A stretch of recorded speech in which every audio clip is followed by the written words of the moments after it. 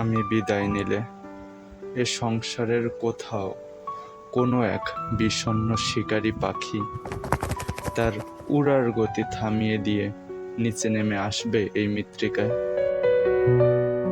খসে পড়তে পড়তে কোনো এক অরণ্যের মৃতপ্রায় পল্লব ব্যথিত হবে কি? কোনো স্থানে কি সামান্য বেশ কম হবার কথা আমি নেই বলে? ঠিক বাটারফ্লাই এফেক্টের মতো।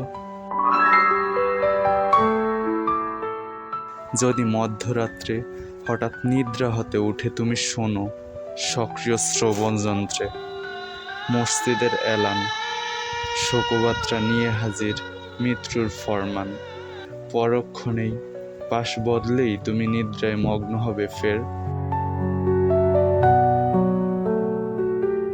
অতপর সূর্যলোকের দেখা মিলতে বাকি আছে ঢের। পথ চলার মাঝে যদি দেখো আমার কবর, থামবে কি এক মুহূর্ত? নাকি ব্যস্তকালীন সময় পথে এগিয়ে যাবে পুনরায়? জানি মৃত্যুর চেয়ে ব্যস্ত জীবন, যেখানে মৃত্যু নিস্তব্ধ সেখানে জীবন চিৎকার করে হারিয়ে যায়।